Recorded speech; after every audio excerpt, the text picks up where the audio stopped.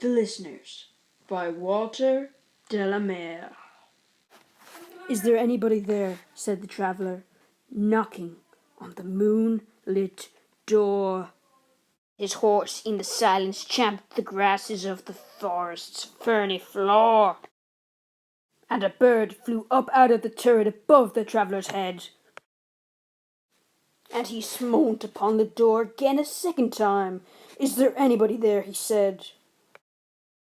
But no one descended to the traveller. No head from the leaf-fringed sill leaned over to look into his grey eyes, where he stood perplexed and still. But only a host of phantom listeners that dwelt in the lone house then stood listening in the quiet of the moonlight to that voice from the world of men, stood thronging the faint moonbeams on the dark stair that goes down to an empty hall, hearkening in an air stirred and shaken by the lonely traveller's call.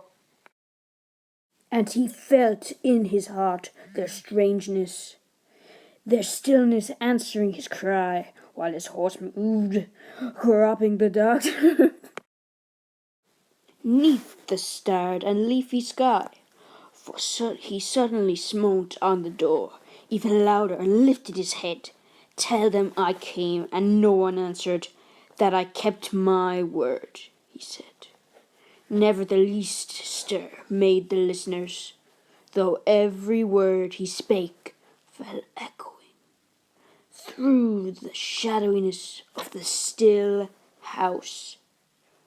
From the one man left awake, aye, they heard his foot upon the stirrup, and the sound of iron on stone, and how the silence surged softly backward.